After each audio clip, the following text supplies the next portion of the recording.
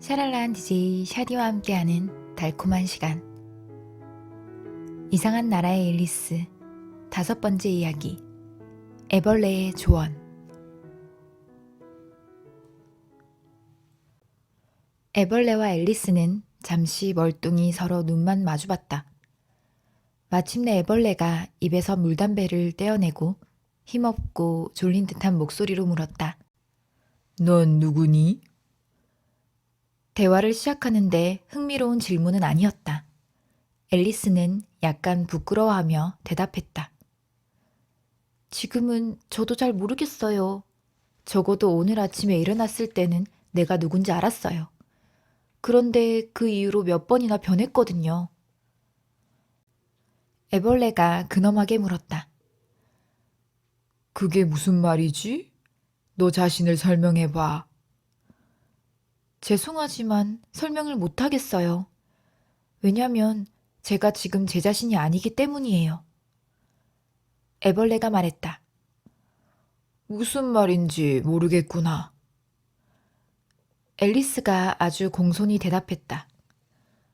더 정확히 말할 수가 없어요. 우선 저도 제 자신을 이해하지 못하겠거든요. 하루에 몸이 이렇게 여러 번 다른 크기로 변하니까 너무 혼란스러워서요. 그렇지 않다. 아직 잘 몰라서 그럴 거예요. 하지만 아저씨도 곧 번데기로 변하고 나중에는 나비가 될 거잖아요. 그러면 약간 이상하다고 느끼지 않으시겠어요? 전혀. 아저씨의 느낌은 다를 수 있죠. 제가 아는 거라고는. 저는 그게 굉장히 이상하게 느껴진다는 것뿐이에요. 애벌레가 경멸하는 듯 외쳤다. 넌 누구냐? 그 질문으로 둘의 대화는 다시 처음으로 돌아갔다. 앨리스는 애벌레가 너무 짧게만 말하니까 약간 짜증이 나서 몸을 똑바로 세우고 아주 진지하게 말했다. 제 생각에는 아저씨가 누군지 먼저 말해줘야 할 것 같은데요. 왜지? 또 대답하기 어려운 질문이었다. 그리고 앨리스는 그럴듯한 이유를 생각해낼 수도 없었고 애벌레의 심기도 꽤 불편해 보였기 때문에 그대로 돌아섰다. 그때 애벌레가 앨리스에게 외쳤다. 돌아오너라. 너에게 중요하게 할 말이 있어. 이번에는 분명 좋은 대화가 될 것 같았다. 앨리스는 뒤돌아 애벌레에게로 갔다. 성질을 부리지 마라. 그게 다예요? 앨리스는 최대한 화를 누르며 말했다. 아니다. 앨리스는 어차피 할 일도 없으니 기다리는 편이 낫겠다고 생각했다. 어쩌면 마지막엔 들을 가치가 있는 말을 해줄지도 모르니까. 애벌레는 한동안 말없이 담배만 피우더니 드디어 팔을 펴고 입에서 담뱃대를 뗐다. 그러니까 너는 너가 변했다고 생각하는구나. 그렇지? 네, 아무래도 그렇죠. 전에 알던 것들이 기억이 안 나요. 그리고 몸이 똑같은 크기로 10분도 안 있었다니까요. 애벌레가 물었다.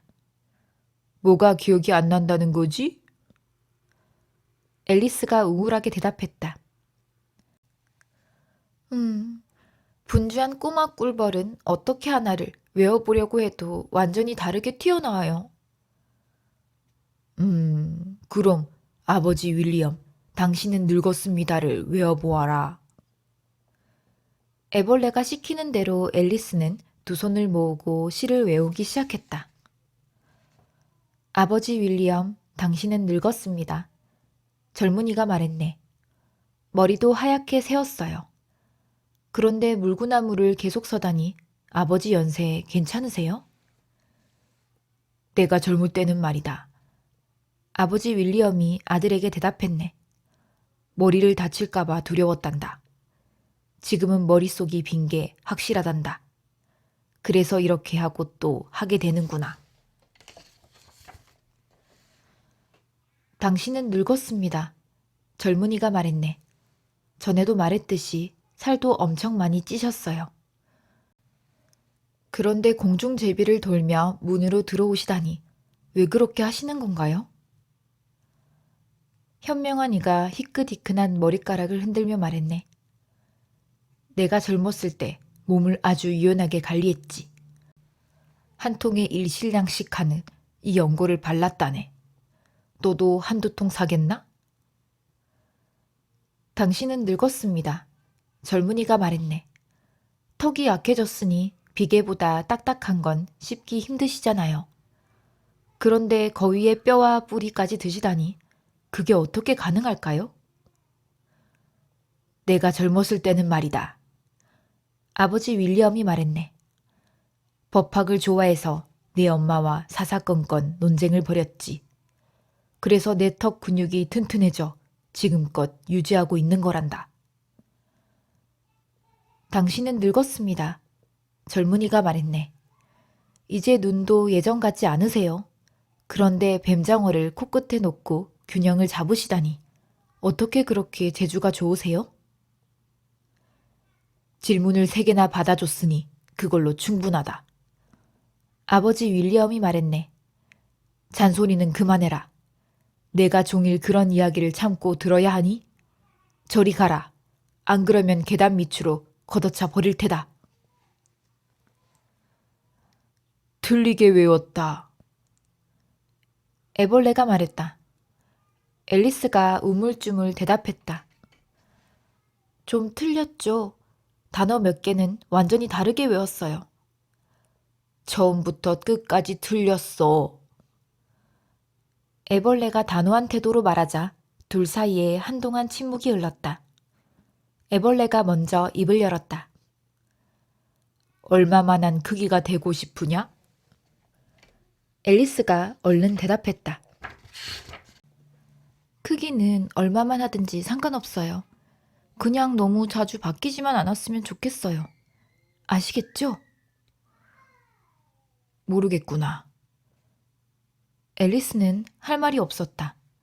살면서 이렇게 심하게 반대에 부딪힌 적이 없어서 자꾸 울컥 화가 나려고 했다. 애벌레가 물었다.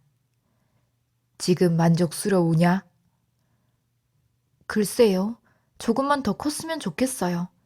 8cm라니 참 비참한 크기잖아요. 그건 아주 적당하고 좋은 키다. 애벌레가 화를 내며 몸을 꼿꼿이 세웠다. 애벌레의 키는 정확히 8cm였다. 앨리스가 애처로운 목소리로 항변했다. 하지만 저는 이 키에 익숙하지 않단 말이에요. 그리고 이렇게 생각했다. 여기 동물들이 너무 쉽게 화를 내지 않았으면 좋겠어. 곧 익숙해질 거다. 애벌레가 이렇게 말하고는 물 담뱃대를 입에 물고 다시 담배를 피우기 시작했다. 이번에는 앨리스도 애벌레가 다시 입을 열길 차분히 기다렸다. 잠시 후 애벌레는 입에서 담뱃대를 떼고 한두 번 하품을 하더니 몸을 부르르 떨었다. 그러고는 버섯에서 내려와 풀밭으로 기어가며 이렇게만 말했다. 한쪽은 커지게 할 거고 다른 한쪽은 작아지게 할 거다. 앨리스는 생각했다. 어디에 한쪽? 어디에 다른 쪽을 말하는 거야? 버섯 말이다. 애벌레는 앨리스의 속마음을 들은 듯 대답하고는 순간 시야에서 사라졌다. 앨리스는 한동안 버섯을 자세히 살펴봤다. 양쪽이라니 어느 쪽을 말하는 걸까? 버섯은 완전히 동그란데 어느 쪽을 한쪽이라 말할 수 있을까? 마침내 앨리스는 팔을 있는 힘껏 뻗어 버섯을 감싼 다음 양쪽 손끝이 닿는 곳에서 버섯을 조금 떼어냈다. 자, 이제 어느 쪽이 어느 쪽일까? 앨리스는 중얼거렸다. 그리고 오른손에 들고 있던 버섯을 조금 먹어보고 어떻게 되는지 기다려보았다. 그 순간 앨리스의 턱이 무언가에 콱 부딪혔다. 턱이 앨리스의 발에 부딪힌 것이었다. 앨리스는 너무나도 갑작스러운 변화에 화들짝 놀랐지만 너무 빨리 줄어드니 정신을 놓지 말아야겠다고 마음을 다잡았다. 그래서 즉시 다른 쪽 버섯을 조금 먹으려고 했다. 그러나 앨리스의 턱이 발을 너무 꾹 누르고 있어 입을 벌리기조차 힘들었다.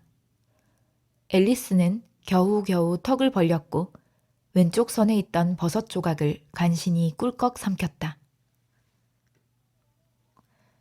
자, 이제 머리를 마음대로 움직일 수 있어. 앨리스는 기쁨에 환성을 질렀다. 하지만 곧 비명으로 바뀌었다. 어깨가 없어졌다는 걸 깨달은 것이다. 아무리 내려다봐도 엄청나게 기다란 목만 보일 뿐이었다. 앨리스의 목은 발 아래 펼쳐진 초록잎 물결에서 가지 한 대가 삐죽 솟아있는 것처럼 보였다. 저 초록색은 다 뭐지? 그리고 내 어깨는 어디 간 거야? 오, 내 가여운 두 손. 왜 너가 보이지 않는 거니?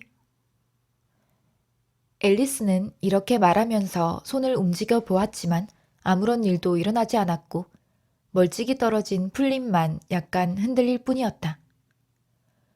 앨리스는 손을 도저히 머리 쪽으로 가져갈 수 없으니 머리를 손 쪽으로 숙여보기로 했다. 다행히 목은 마치 뱀처럼 어느 쪽으로든 쉽게 움직일 수 있었다. 앨리스는 우아하게 지그재그를 그리며 풀잎 사이로 목을 집어넣었다. 하지만 그건 아까 돌아다녔던 숲속 나무들의 꼭대기였다. 그때 날카로운 쉬익 소리가 나서 얼른 목을 들어보았다. 커다란 비둘기가 난데없이 앨리스의 얼굴로 날아들더니 날개로 마구 쳐댔다. 뱀이야! 비둘기가 비명을 질렀다. 앨리스가 분하다는 듯 소리쳤다. 나는 뱀이 아니야. 건드리지 마. 뱀이 맞아. 비둘기가 다시 외치긴 했지만 아까보다는 좀 누그러진 목소리였고 훌쩍이면서 덧붙여 말했다. 난 할 수 있는 건 다 했어. 하지만 어떻게 해도 뱀을 피할 수 없었어. 너가 도대체 무슨 말을 하는지 하나도 모르겠어. 앨리스가 말했다. 비둘기는 앨리스 말을 듣지도 않고 말을 이어갔다. 나무 뿌리에도 시도해봤고 강둑에도 울타리에도 시도해봤다고. 하지만 이놈의 뱀들, 걔들 비위를 맞출 수가 없어. 앨리스는 점점 더 어리둥절했지만 비둘기가 자기 할 말을 다 할 때까지는 어떤 말을 해도 아무 소용이 없을 것 같았다. 알을 품는 일도 너무 힘든데 밤이고 낮이고 뱀 때문에 망을 봐야 한다고. 3주 동안 한숨도 못 잤어. 그렇게 괴로웠다니 참 안 됐구나. 앨리스는 그제야 이해가 되기 시작했다. 비둘기는 점점 목소리를 높이더니 거의 비명을 지르다시피 했다. 그리고 드디어 숲에서 가장 높은 나무를 차지해서 이제 뱀을 안 볼 거라고 생각했는데 하늘에서 구불구불 내려오다니. 아, 이놈의 뱀. 하지만 나는 뱀이 아니야. 정말이라고. 나는... 그럼 너는 뭐니? 뭔가 꾸며서 말하려는 것 같은데. 비둘기가 다그쳤다. 나는 그냥 작은 여자아이야. 앨리스는 오늘 자기 몸이 얼마나 자주 변했는지 떠올라 자신 있게 말할 수가 없었다. 비둘기가 경멸의 눈초리로 쏘아보았다. 그럴듯한 대답이구나. 내가 살면서 여자애들 정말 많이 봤지만 너처럼 목이 이렇게 긴 애는 한 명도 못 봤어.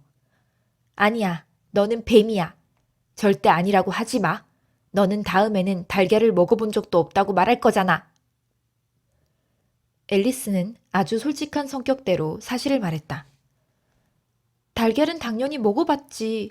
하지만 여자애들도 뱀만큼 달걀을 많이 먹잖아. 믿을 수 없어. 하지만 너가 달걀을 먹는다면 너도 뱀이나 마찬가지야. 그렇고 말고. 앨리스에게 그런 의견은 생소한 것이었다. 그래서 한동안 잠자코 있었더니 비둘기는 기회를 틈타 아득바득 우기기 시작했다. 넌 지금 달걀을 찾고 있잖아. 내가 잘 알지. 그러니 너가 소녀인지 뱀인지 그게 나한테 중요하니? 앨리스가 얼른 대답했다. 나한테는 아주 중요해. 나는 지금 달걀을 찾고 있는 게 아니야. 찾고 있다고 해도 너의 알은 싫어. 나는 날달걀을 좋아하지 않는단 말이야. 그래, 그럼 어서 가. 비둘기는 이렇게 무뚝뚝하게 말하더니 둥지로 내려가 자리를 잡았다. 앨리스는 목이 계속 나뭇가지에 걸려서 가끔 걸음을 멈추고 가지에서 빼내야 했기 때문에 최대한 몸을 구부려 나무 사이에 쭈그리고 앉았다. 얼마 후 앨리스는 아직도 손에 버섯 조각을 쥐고 있다는 사실을 떠올렸다. 그래서 아주 조심조심 한쪽 손에 들고 있던 버섯 조각을 먹고는 다른 쪽 손에 들고 있던 조각도 먹었다. 앨리스는 그렇게 커졌다 작아졌다 하면서 원래 키로 돌아왔다. 너무 오랜만에 원래 자신의 키로 돌아오자 처음에는 상당히 어색했다. 하지만 금방 익숙해져서 앨리스는 평소대로 혼자서 대화하기 시작했다. 자, 벌써 계획의 반이 이루어졌잖아. 몸이 변하니까 어찌나 당황스러운지. 매 순간 내가 뭐가 될지 전혀 알 수가 없어. 하지만 이제 원래 크기로 돌아왔으니까 다음은 그 아름다운 정원으로 가야지. 어떻게 해야 갈 수 있을까? 앨리스가 이렇게 말하는데 갑자기 탁 트인 벌판에 서 있는 120cm 정도 크기의 작은 집이 보였다. 저기에 누가 살든지 이만한 키의 사람을 본 적은 없을 거야. 나를 보고 깜짝 놀라게 하진 말아야겠다. 그래서 앨리스는 오른손에 들고 있던 버섯 조각을 조금 베어 물어 키를 20cm 줄인 다음 집 근처로 다가갔다.